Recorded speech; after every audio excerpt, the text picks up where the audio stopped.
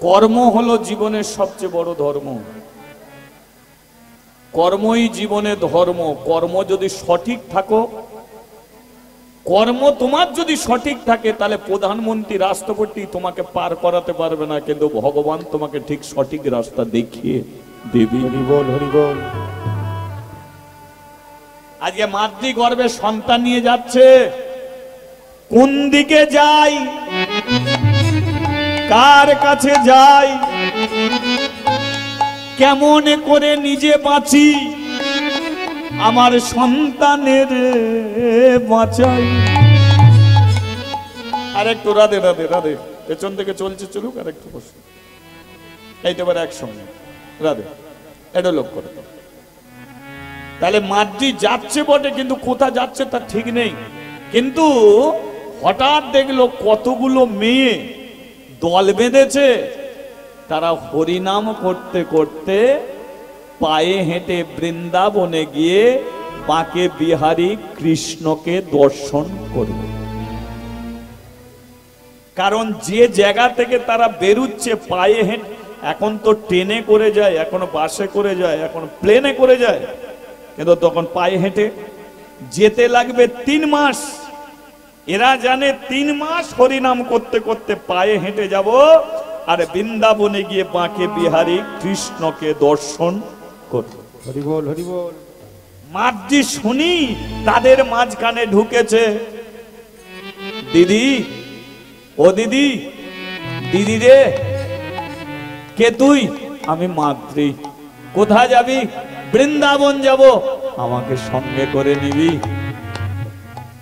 আমাকে সঙ্গে করে নে না, তোদের হাতে ধরি, পায়ে পড়ি, আমার যাওয়ার কোনো রাস্তা নেই, একটু সঙ্গে করে নে, তোদের সঙ্গে অন্তত বৃন্দাবনে চলে যেতে পারবো।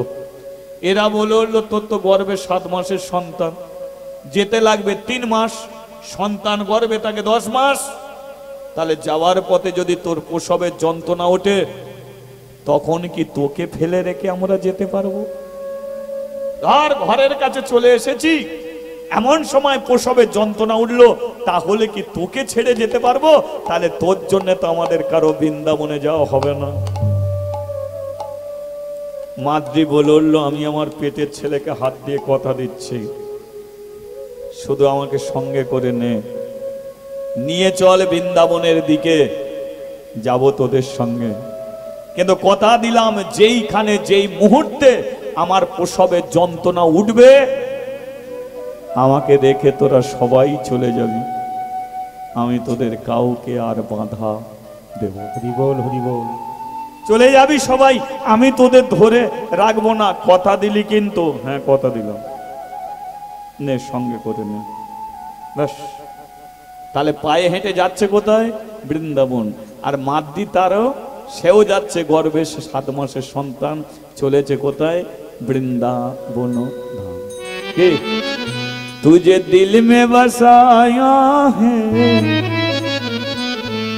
मंदिर में कैसे दिखाऊं, दिल में बसाया है, चलो दिल में कैसे बसाओ, तुझे दिल में बसाया है, मंदिर में कैसे बिठाओ, दिल में बसाया है, मंदिर में कैसे बसाओ, तुझे मन में बसाया है, मंदिर में कैसे बिठाओ, तुझे मन में बसाया है, मंदिर में कैसे बसाओ, ओ क्षमा, ओ समा, ओ क्षमा, ओ समा, ओ क्षमा, ओ समा, ओ क्षमा, ओ समा, ओ काना, ओ समा, ओ काना, ओ समा, ओ काना, ओ ओ काना, समा, दिल में बसाया है, मंदिर में कैसे बिठाओ, दिल में बसाया है, मंदिर में বাঁচাও চলো একটু তালে তালে তালি দিতে দিতে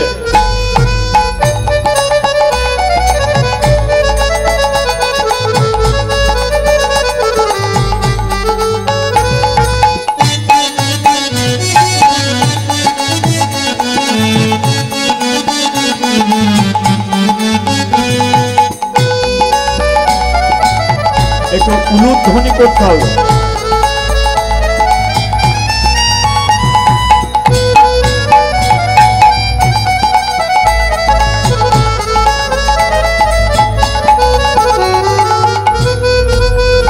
तू मीरा बन जाना मैं शाम बन जाऊंगी, मीरा बन जाना मैं शाम बन जाऊंगी, तू मीरा बन जाना मैं शाम बन जाऊंगी, मीरा बन जाना मैं शाम बन जाऊंगी, तू राधा बन जाना मैं कान्हा बन जाऊंगी, राधा बन जाना मैं कान्हा बन जाऊंगी, तू राम बन जाना मैं सबरी बन जाऊंगी, राम बन जाना मैं सबरी बन जाऊंगी, तू शिव बन जाना मैं गौरी बन जाऊंगी, शिव बन जाना मैं गौरी बन जाऊंगी, तुझे दिल में बसाया है मंदिर में कैसे बिठाऊं, दिल में बसाया है मंदिर में कैसे बजाओगी, ओ क्षमा ओ क्षमा ओ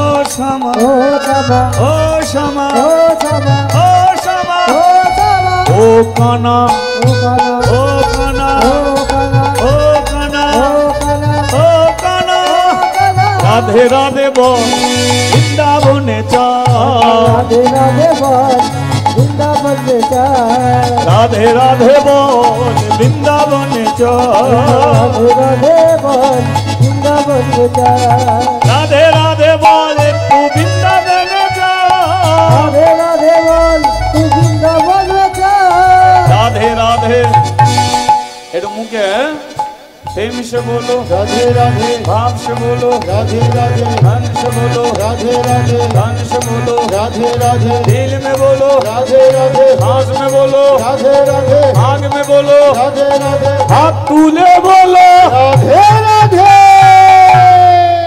तू राधे राधे बोल वृंदावन में चल, राधे बोल वृंदावन में चल, राधे राधे बोल वृंदावन में चल, राधे राधे बोल वृंदावन में चल, राधे राधे बोल वृंदावन में चल, ओ राधे राधे बोल वृंदावन में चल, राधे राधे बोल वृंदावन में चल, ओ राधे राधे बोल वृंदावन में चल। এবারে নাচিতে নাচিতে তারা মথুরাতে এলো, নাচিতে নাচিতে তারা মথুরাতে এলো, নাচিতে নাচিতে তারা মথুরাতে এলো, নাচিতে নাচিতে তারা মথুরাতে এলো, আর ভক্তগণ সবাই মিলে হরি হরি, আরে ভক্তগণ সবাই মিলে হরি হরি বলো, ভক্তগণ সবাই মিলে হরি হরি, ভক্তগণ সবাই মিলে হরি হরি বলো, কৃষ্ণ দেখা হবে গো, কৃষ্ণ দেখা হবে গো, কৃষ্ণ দেখা হবে গো, কৃষ্ণ দেখা হবে গো, আনন্দয়া ধরে না গো, দেখা হবে গো, আনন্দয়া ধরে না গো, দেখা হবে গো, কৃষ্ণ দেখা হবে গো, কৃষ্ণ দেখা হবে গো, কৃষ্ণ দেখা হবে গো। দেখা হবে গো। বলি একবার মথুরা ধাম কি জয়। এখন আর গিয়ে কোনো লাভ নেই, সন্ধ্যা হয়ে গেছে, একটু গুহাতে আমরা ঘুমিয়ে নিই, কাল সকালবেলা যাব। 80 দিন ধরে মেয়েগুলো আসছে, তাহলে 90 দিন বাকি আছে, 10 দিন, তাই তো? পাগুলো ফেটে গিয়ে রক্ত ঝরছে সবার, মাদ্রির পাগুলো ফেটে গিয়ে ঝরঝর করে রক্ত ঝরছে। এরা তো তবু তো খালি হাত পায়ে আসছে, কিন্তু এর গর্ভে তো সন্তান। 80টা দিন চলে গেছে, তার মানে বুঝতে পেরেছেন প্রসবের সময় এসে গেছে।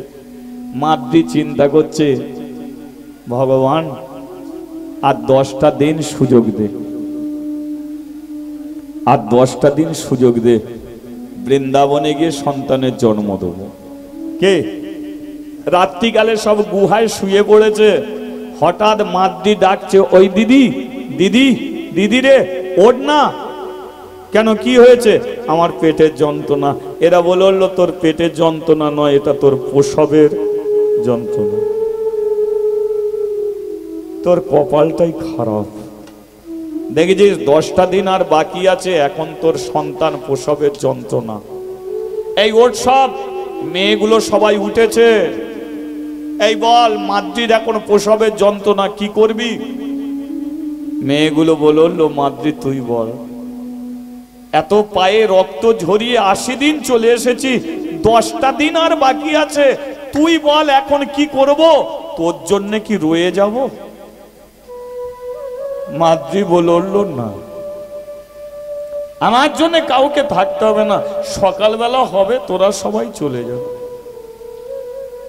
রাধা রানী তোদের কৃপা করেছে, তোরা বৃন্দাবনে যাবি, রাধা আমাকে কৃপা করে না, আমার বৃন্দাবনে যাওয়া হবে, যা চলে যা। সকালবেলা হয়ে গেল, মেয়েগুলো সব চলে যাচ্ছে, মাদ্রি চোখের সামনে দেখতে পাচ্ছে যে তার সাথীগুলো আজকে তাকে ছেড়ে চলে যাচ্ছে। অসহায়, একা, কি করবে কি না করবে, মাদ্রি একা চুপটি করে দাঁড়িয়ে আছে, প্রসবের যন্ত্রণা। হঠাৎ মাদ্রি নিজের গর্ভের দিকে তাকিয়ে বলল, এত কষ্ট আমার কোনোদিন ছিল না। এক মা মরে গেছে সে কষ্ট, বাবা মরে গেছে সে কষ্ট, আমি চেয়েছিলাম মন্দির রক্ষা করার জন্য শিবের কাছ থেকে তোকে, কিন্তু তুই যেদিন থেকে এলি সেদিন থেকে কষ্টটা আরো বেড়ে গেল। তোকে যদি না চাইতাম আমার মন্দির ছাড়া হতো না, তোকে যদি না চাইতাম কাশী মানুষের কাছে আমি কুলোটা কলঙ্কিনী অসতী হতাম না, তোকে যদি না চাইতাম আমি বৃন্দাবনে চলে যেতে পারতাম, কিন্তু তোর জন্য আমার বৃন্দাবনে পর্যন্ত যাওয়া হলো না। তাহলে তুই তো আমার চিরশত্রু, তোকে বাঁচিয়ে রাখবো না, জোর করে পেটে মারছে, মরে যা, মরে যা। একটা সন্তানকে প্রসব করেছে, লক্ষ্য করুন, কিন্তু ছেলেটাকে কোলে নেয়নি, ছেলেটাকে ফেলে রেখে বৃন্দাবনে গেছে বাঁকে বিহারীর কাছে। কিন্তু বাঁকে বিহারীর কাছে যখন গেল তখন মাদ্রি আর উঠে দাঁড়াতে পারেনি, বাঁকে বিহারী মন্দিরের সম্মুখে চুপটি করে বসে আছে। হঠাৎ একটা ছেলে এসেছে, আর ছেলে এসে বলল, কিরে মা, সবাই বাঁকে বিহারীকে দেখছে, তুই দেখবি না? মাদ্রি বলল, আমি দাঁড়াতেই পারিনি, দেখবো কি করে? ছেলেটা বলল, আমি তোকে দেখাবো, তুই দেখবি? কে না ভগবানকে দেখতে চায়। ছেলেটা কি করেছে, মাদ্রিকে টেনে তুলেছে, আমার কাঁধে হাত রাখ। মাদ্রি হাত রেখেছে, বলল, ওই দেখ বাঁকে বিহারী ভগবান শ্রীকৃষ্ণ, হরি হরি হরি হরি হরি বল। বাঁকে বিহারী কৃষ্ণ বাঁশি হাতে নিয়ে দাঁড়িয়ে আছে, এক দৃষ্টিতে মাদ্রি দেখছে। হঠাৎ মাদ্রির মনে হলো, যে ছেলেটা তাকে দাঁড় করালো, আমি বাঁকে বিহারীকে দেখছি, ছেলের কথা ভুলে গেছি, ছেলেটাকে দেখি। যেই ছেলেটাকে দেখতে গেছে দেখলো মাদ্রি একাই দাঁড়িয়ে আছে, আর যে ছেলেটা তাকে তুলে দাঁড় করিয়েছিল সেই ছেলেটাই বৃন্দাবনের বাঁকে বিহারী ভগবান কৃষ্ণ হয়ে দাঁড়িয়ে। মাদ্রি কে? আমি ভগবান বঙ্কু বিহারী, আমি ছেলে হয়ে গেলাম, তোর হাত ধরে তুললাম, আমার দর্শন আমি নিজে করিয়ে দিলাম। সবাই আমার দিকে ছিল তাকিয়ে, আমি তোর দিকে ছিলাম তাকিয়ে। এটাই হলো আমার কাজ। যারা অহংকারী তাদের ঘরে টেনে মাটিতে নামাই, আর যারা কৃষ্ণ ভক্ত হরি ভক্ত তাদের মাটি থেকে তুলে আমি সিংহাসনে। বল হরি বল। যা কাশিতে ফিরে যা, প্রভু তুমি যখন আদেশ করেছো ফিরব। বৃন্দাবনের ধুলি মাথায় নিল, 84 কোষ বৃন্দাবন ঘুরে বঙ্কু বিহারীকে দেখে মাদ্রি আবার কাশিতে ফিরছে।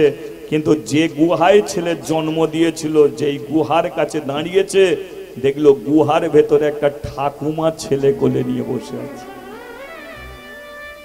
মাদ্রি গুহায় ঢুকে বলছে, ঠাকুমা এটা তোর ছেলে? বলে না, আমার ছেলে নয়, এই গুহাতে আমি একটা ছেলে প্রসব করে গিয়েছিলাম। ঠাকুমা বলল, তাহলে এটা তোরই ছেলে। মাদ্রি বলে, আমার ছেলে? তুই নিয়ে বসে আছিস? বলে, ছেলে ফেলে রেখে গেলে কি করবো, আমি নিয়ে বসে আছি, তাহলে আমাকে ছেলে দে। যেই ঠাকুমা মাদ্রিকে ছেলে দিতে গেছে, ঠাকুমার হাত দুটো বেরিয়ে পড়েছে।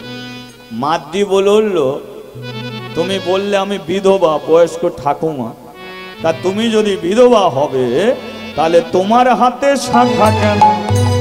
শাঁখা কেন? তোমার হাতে শাঁখা কেন? তোমার হাতে শাঁখা কেন? তুমি যদি বিধবা হবে, তোমার হাতে শাঁখা কেন? তুমি যদি বিধবা হবে, তোমার হাতে শাঁখা কেন? তোমার মাথায় সিঁদুর কেন? তোমার মাথায় সিঁদুর কেন? তোমার মাথায় সিঁদুর কেন? তোমার মাথায় সিঁদুর কেন? তুমি যদি বিধবা হবে, তোমার মাথায় সিঁদুর কেন? তোমার পায়ে নপুর কেন? তোমার পায়ে কাপড় কেন? কে কে কে কে কে কে কে কে কে কে কে কে কে পরিচয় দাও হে, কে কে কে পরিচয় দাও হে, কে কে কে কে কে কে কে। কে তুমি বিধবাই নয়, ঠাকুমা নয়, তুমি সত্যি করে বলো তুমি কে? যদি বলো ছেলে নেব, নইলে ছেলে রেখে পালো। তো ঠাকুমা বলল, ঠিকই ধরেছিস, আমি বিধবাও নয়, ঠাকুমাও নয়, আমি হলাম কাশী ধামের দেবী দুর্গা, আমি হলাম মা অন্নপূর্ণা।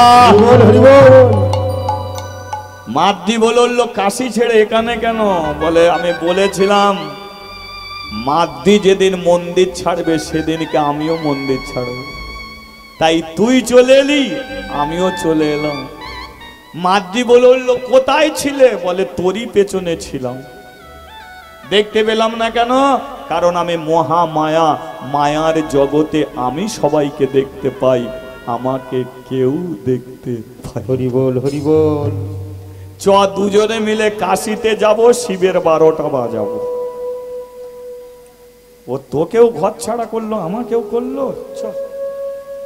এবারে মাদ্রির কোলে ছেলে, দেবী দুর্গা মাদ্রি ছেলে নিয়ে কাশিতে ফিরেছে, মন্দিরের দরজা খুলেছে। শিবজি বলল, আমি জানতাম ফিরবে। দুর্গা বলল, একে কাশি ছাড়া করলে কেন, মন্দির ছাড়া করলে কেন? শিবজি বলল, দুর্গা, আমি শঙ্কর ভগবান, একটা কথা জেনে রাখবে, ভগবান যা করে সব মঙ্গলেরই জন্য। তাহলে একে কাশি ছাড়া করে মঙ্গল কি হলো ও বুঝতে পারছে না, কিন্তু আমি জানি। বলতো, সেদিনকে যদি আমি মাদ্রির হয়ে ব্রাহ্মণের কাছে বলতাম সন্তানটা আমার, তাহলে কোনো ব্রাহ্মণ ওকে মন্দির ছাড়া করতো না। আর মন্দির ছেড়ে না গেলে কোনোদিন বৃন্দাবনে গিয়ে বাঁকে বিহারী কৃষ্ণরও দেখা হবে। কারণ ও যখন আমার চরণে বসে হরিনাম করতো, আমার মনে ইচ্ছা ছিল, ও তো এক শঙ্কর ভগবানকে দেখছে, আর আগ ভগবান আছে কৃষ্ণ ভগবান, ওকে আমি পাঠাবো একদিন বৃন্দাবন ধাম। তাই সেই দিনকে আমি সাক্ষী দিতে যাইনি, সাক্ষী দিলে মন্দিরে থাকতো, দেইনি বলেই তো আজকে বাঁকে বিহারী কৃষ্ণকে দেখে। তাহলে বলো, ভগবানকে পেতে গেলে দুঃখ পেতেই হবে, তাই মাদ্রিকে কষ্ট পেতে হয়েছে। কিন্তু বলো তো, বৃন্দাবনে ধুলি তো মাথায় তুলেছে, সঙ্গে বাঁকে বিহারী ওকে দাঁড় করিয়ে সে নিজের স্বরূপ দেখিয়েছে। দুর্গা বলল, তাহলে আমি যখন চলে যাচ্ছি ধরে রাখলে না কেন?